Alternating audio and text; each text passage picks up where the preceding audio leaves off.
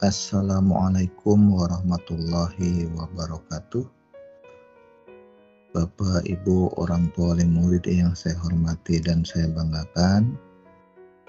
Yang terhormat Ibu Kepala Sekolah SDN Bintara 2, yang terhormat jajaran Dewan Guru SDN Bintara 2, serta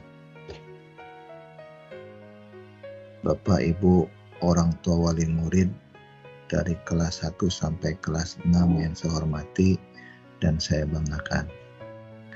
Baiklah, Bapak Ibu, pada kesempatan kali ini saya akan menyampaikan sosialisasi tentang PPDB SDN Bintara 2 khususnya, umumnya PPDB Kota Bekasi, yang mana kami berkewajiban untuk menyampaikan kembali kepada Bapak Ibu orang tua wali murid tentang bagaimana proses PPDB yang akan dilaksanakan. Beberapa hari yang lalu kami guru kelas 6 dan kepala sekolah menerima sosialisasi melalui Zoom meeting yang dilakukan oleh Dinas Pendidikan Kota Bekasi. Dan hasilnya kami harus menyampaikan kembali kepada orang tua wali murid. Baiklah, untuk mempersingkat waktu, kami akan menjelaskan apa yang telah kami peroleh. PPDB Kota Bekasi, baik SD maupun SMP pada tahun 2022,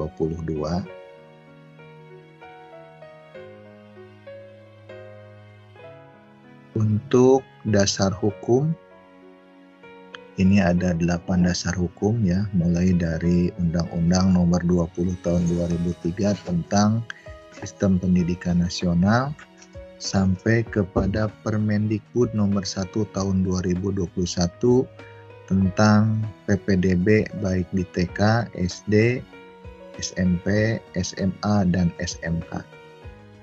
Baiklah, kita lanjutkan. Asas PPDB yang dilaksanakan adalah objektif, akuntabel, dan transparan. Artinya semua peserta, orang tua, guru, dan halayak umum bisa memperoleh informasi melalui website ya, website yang sudah disiapkan, sehingga nilai objektif, akuntabel, dan transparannya betul-betul dapat terjaga. Untuk dokumen persyaratan PPDB secara umum ada 4, yaitu akta lahir atau surat kenal lahir, kemudian kartu keluarga atau surat keterangan domisili, kemudian yang ketiga SKNA, dan yang keempat SPTJN, surat tanggung jawab mutlak. Ini yang harus disiapkan secara umum. Secara khususnya, karena nanti ada beberapa zonasi yang harus ditempuh sehingga ada syarat-syarat khusus, yaitu bisa memiliki surat keterangan program penanganan kemiskinan atau DTKS atau non-DTKS atau KPM BPNT atau KPM PKH atau SKTM, surat keterangan tidak mampu dari Dinas Sosial Kota Bekasi dan penyandang disabilitas. Kemudian surat keterangan domisili bisa dikeluarkan dari kecamatan. Ini diperuntukkan bagi korban bencana alam atau sosial. Kemudian surat perpindahan orang tua, yaitu dengan melampirkan SK pengangkatan di mana dia ditugaskan di tahun terakhir. Kemudian piagam atau sertifikat dokumentasi prestasi untuk jalur prestasi. Ini maksimal 3 tahun dan minimalnya 6 bulan. Nah, ini dokumen persyaratan yang harus Bapak Ibu orang tua siapkan ya. Nanti syarat-syarat ini digunakan melalui jalur-jalur yang sudah nanti disiapkan ya. Untuk daya tampung SD 28 siswa, SMP 32 siswa per rombalnya, untuk TK 15. Nah, jadi sebuah SD dapat menerima siswa satu rombalnya maksimalnya 28 dan SMP 32 siswa. Nanti tergantung berapa banyak sekolah menampung rombalnya. Misalnya SD Bintara 2 menampung 2 rombal, berarti 28 kali 2 kelas. Nah, itu berarti jumlah siswa yang akan diterima. Nah, SMP misalkan terima 5 rombal, berarti tinggal 5 kali 32. Nah, penentuan jumlah rombal itu sudah ditentukan. Jadi, nanti tinggal ditanya saja kepada sekolahnya berapa rombal yang diterima pada tahun ini.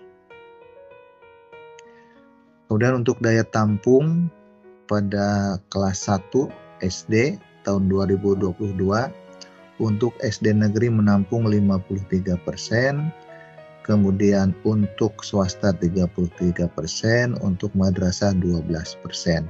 Jadi untuk SD negeri masih mendominasi untuk daya tampung siswa. Untuk daya tampung siswa, perbedaan di tahun 2021 dan 2022. Untuk 2021 jumlah siswanya kurang lebih 24.976. Tahun 2022 25.760. Jadi ada kenaikan 1,54%, ya. Ini bisa dilihat dari diagram untuk jumlahnya di tahun 2021 dan 2022. Jadi ada kenaikan banyaknya jumlah siswa. Kemudian untuk siswa tingkat 6 tahun 2022-2023, untuk SD negeri jumlah siswanya kurang lebih 27.187 dengan 920 rombal, persentase 61,15%, swasta 28,56%, madrasah 10,29%. Ini juga sama untuk negeri secara keseluruhan mendominasi persentase untuk siswa dan rombal. Kemudian untuk data peserta ujian atau lulusan SDMI tahun 2021-22 ini, untuk SD kurang lebih 39.886, untuk MI 4.500. Jadi jumlah peserta keseluruhan kurang lebih 44.460. Nah, untuk daya tampung SMP negeri tahun 2022, semuanya ada 61 SMP negeri. Nah, kuota yang tersedia 13.856, ya. Sementara tadi lulusan SD 44.000.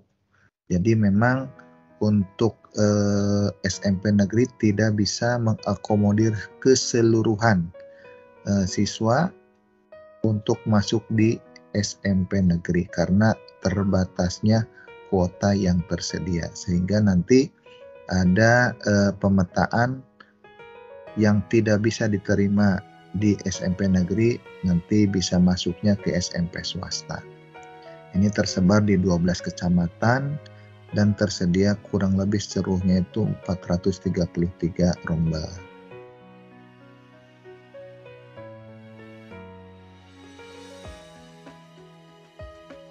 Kemudian untuk pembagian jalur. Pembagian jalur PPDB SD ada melalui jalur dalam kota, zonasi dalam kota 77%, zonasi luar kota 5%, afirmasi 15%, dan perpindahan orang tua 3%.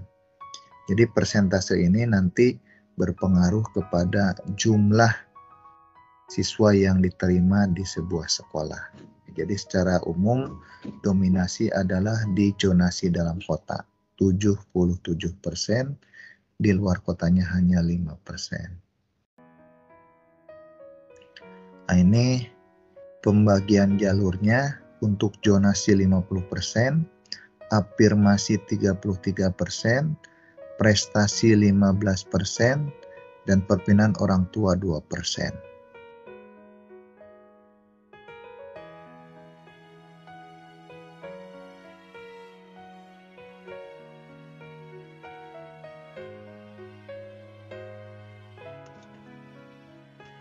Kemudian pembagian jalur zonasi untuk SD. Untuk SD jalur zonasi 82%, terdiri dari 77 dalam kota, 5% luar kota. Dokumen yang harus disiapkan adalah kakak yang berada domisili di Kota Bekasi. Artinya harus memiliki kartu keluarga yang ada di Kota Bekasi. Yang tidak Kota Bekasi tidak bisa melalui jalur zonasi karena hanya diperuntukkan bagi yang bernik Kota Bekasi. Dokumennya harus akta kelahiran atau surat kenal lahir, KK, dan SPTJM. Untuk metode seleksinya yaitu hitungan jarak dari rumah ke sekolah dengan usia 7 tahun per 1 Juli 2022, maka siswa tersebut menjadi prioritas. Jadi kalau ada usia 7 tahun ke atas itu prioritas, nanti yang kurang dari 7 tahun sesuai dengan hitungan nanti dari metode seleksi.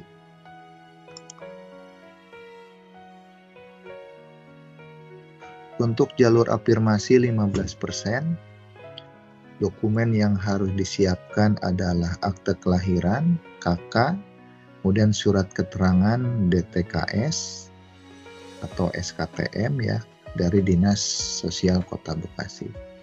Untuk metode seleksi tetap sama, itu berdasarkan usia yang lebih tua dari akta lahir dan KK dan jarak tinggal dari tempat tinggal ke sekolah berdasarkan titik koordinat. Untuk jalur perpindahan orang tua sebanyak 3%, dokumen yang harus disiapkan adalah akta kelahiran, KK, SPTJM, dan surat tugas orang tua maksimal 3 tahun.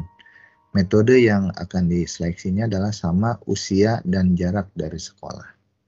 Jadi pada intinya dari setiap jalur zonasi, prestasi, jalur afirmasi, perpindahan orang tua itu tetap sama secara metode adalah dilihat dari usia serta jarak ya. Ini untuk yang SD. Dan kita lanjut untuk yang SMP. Untuk jalur SMP zonasi 50% juga sama dengan SD ya. Dibuktikan dengan domisili di Kota Bekasi, yaitu dengan memiliki NIK Kota Bekasi. Artinya orang tua harus memiliki KK Kota Bekasi. Dokumen yang harus disiapkan akta kelahiran atau surat tanda lahir, kartu keluarga, dan SPTJM. Untuk metode seleksi sama kayak di SD, yaitu menghitung radius atau jarak dari tempat tinggal siswa ke sekolah. Jarak yang akan terdekat itu menjadi skala prioritas. Kemudian jalur afirmasi yaitu diperuntukkan bagi calon siswa yang tidak mampu berdasarkan data terpadu kesejahteraan sosial yang dimiliki oleh Dinas Kota Bekasi ya. Dokumen yang harus diperlukan akta kelahiran, KK, surat keterangan atau SKTM dari Dinas Kota Bekasi.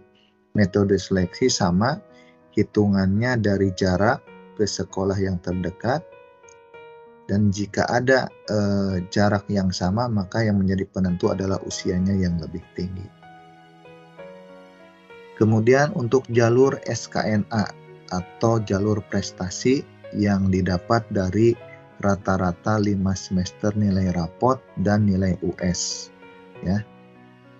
Dokumen yang harus disiapkan adalah SKNA, surat keterangan nilai akhir. Itu akan diberikan oleh setiap sekolah masing-masing ya. Metodenya adalah seleksi dari nilai akhir.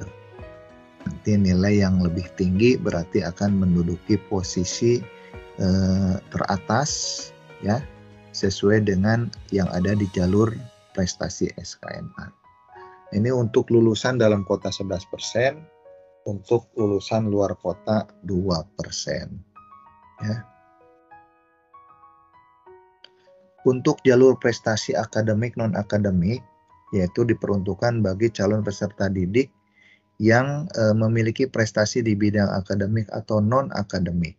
Dokumen yang harus dimiliki adalah KK, sertifikat prestasi dari lomba OSN, dan sertifikat prestasi cabang olahraga yang harus dilegalisir oleh KONI Kota Bekasi. Nah, untuk metode seleksinya adalah nilai SKNA plus dengan poin dari sertifikat akademik dan non-akademik. Ini jatahnya hanya 1%. Kemudian ketentuan sertifikat akademik yang mengikuti lomba OSN itu harus ada nilai matematika, nilai IPA, nilai IPS, nilai bahasa. Nah, untuk sertifikatnya ini harus tingkat nasional, provinsi, kabupaten, kota. Jadi kalau untuk tingkat kecamatan belum diakui. Lanjut, sertifikat non-akademik, yaitu prestasi yang didapat dari hasil lomba atau penghargaan di bidang akademik, baik kegiatan OSN di jenjang SD. Lomba misalkan O2SN, Olimpiade Olahraga Peserta Didik Nasional, Festival Lomba Seni Peserta Didik Nasional, Festival Olahraga Seni Pelajar Guru, Porda, Popda, atau kejuaraan lain yang diselenggarakan oleh kelembagaan olahraga daerah. Nah, tingkat kejuaraannya internasional, nasional, provinsi, kabupaten. Jadi yang diakui mulai dari tingkat kabupaten. Nah, ini skema poin akademik, non-akademik. Jika tingkat internasional mendapatkan poinnya 50, untuk juara 1, juara 2-nya 40, juara 3-nya 30. Untuk tingkat nasional juara 1 30, juara 2 27, juara 3 25. Untuk tingkat provinsi juara 1 25, juara 2 22, juara 3 20. Untuk kota juara 1 20, juara 2 18, juara 3 16. Jadi misalnya anak kita lomba tingkat nasional dapat juara 3, berarti dapat tambahan poin 25. Misalnya untuk SKNA-nya jumlahnya 100, berarti nanti 100 ditambah 25. Jadi 125 untuk nilainya. Kemudian ada jalur tahfiz Quran. Nah, ini yang harus dimiliki dokumennya adalah sertifikat atau piagam LPTQ-nya yang ada di Kota Bekasi, kemudian KK Kota Bekasi. Metode seleksi sama SKNA ditambah poin dari tahfiz Qurannya. Nah, poinnya itu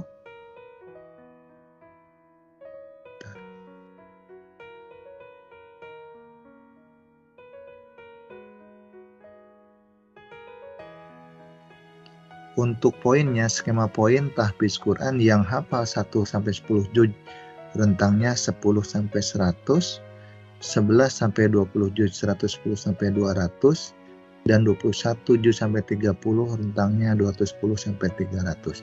Ini tergantung sertifikatnya anak berapa juz ya, itu ada tambahan poinnya.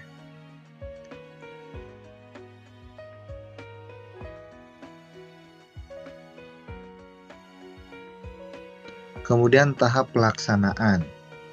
Nah, tahap pelaksanaan ada pra-pendaftaran, ada pendaftaran, ada seleksi, ada pengumuman, ada daftar ulang. Untuk pra-pendaftaran ini dimulai dari tanggal 6 sampai tanggal 30. Nanti di tanggal 6 sampai tanggal 30 itu Bapak Ibu mengupload berkas di PPDB Bekasi Siap ppdb.com. Jadi situsnya Bekasi Siap ppd.com. Bapak Ibu upload apa saja, tadi ada akta kelahiran, ada KK, ada SKNA, kemudian ada SPTJM. Itu secara umumnya. Kemudian nanti kalau jalur yang dipilihnya jalur prestasi, berarti ada tambahan SKNA. Kalau untuk jalur tahfidz ada sertifikat MTQ-nya. Kemudian jalur prestasi akademik ada sertifikat OS2SN-nya dan lain sebagainya. Tergantung pilihan zonasi atau yang lain-lainnya. Kemudian ketika sudah melaksanakan prapendaftaran, nanti Bapak Ibu bisa mendaftar di tanggal 4, 5, 6, dan 7. Jadi 4 hari. Nah, bagaimana kalau tidak melakukan prapendaftaran? Nanti tidak bisa daftar atau login. Karena di prapendaftaran Bapak Ibu akan mendapatkan aktivasi akunnya. Jadi kalau di tanggal 6 sampai tanggal 30 tidak mengikuti prapendaftaran, nanti di pas pendaftaran Bapak Ibu tidak memiliki akun. Nah, sehingga tidak bisa mendaftar. Jadi jangan lupa nanti di tanggal 6 sampai tanggal 30 itu gunakan untuk aktivasi akun dan mengupload berkas. Kemudian nanti metode seleksi sama persis di di tanggal pendaftaran ya. Nanti yang memiliki nilai tinggi kalau jalur prestasi nanti posisi akan selalu ada di online. Kalau nilainya yang agak rendah berarti terkalahkan oleh nilai-nilai yang tinggi. Dan bisa-bisa jadi putra-putri Bapak di online-nya nanti anaknya sudah tidak muncul lagi. Artinya harus kembali daftar baru ke SMP tujuan yang berikutnya. Yang biasanya diberikan waktu 2 kali pemilihan daftar ya. Persis daftarnya sama seperti daftar yang pertama. Nanti pengumuman adanya di tanggal 7 Juli dan daftar ulang di tanggal 8 sampai 9 Juli. Jangan lupa ketika diumumkan putra-putrinya masuk harus segera daftar ulang secara online dan daftar ulang juga secara offline-nya ke SMP tujuan. Itu waktunya di tanggal 8 sampai tanggal 9. Nah, jika tidak melakukan daftar ulang nanti dianggap mengundurkan diri dan nanti akan diisi oleh siswa yang nilainya itu di bawah yang anak kita. Jadi jangan lupa itu. Kemudian tahap pemenuhan, jika di tahap pendaftaran sampai pengumuman masih ada kursi yang belum terpenuhi, maka akan diumumkan di tanggal 11 melalui situs bekasisiapppdb.com. Kemudian daftar bisa dilakukan di tanggal 12 sampai tanggal 13, seleksinya juga sama di tanggal itu, dan pengumuman adanya di tanggal 13 Juli. Dan daftar ulang kembali di tanggal 13 sampai 14 Juli, itu bagi yang memenuhi kuota ya. Nah, nanti akan masuk di tahun ajaran baru 2022-2023 pada tanggal 18 Juli 2022. Biasanya akan diisi dengan MPLS, masa pengenalan lingkungan sekolah.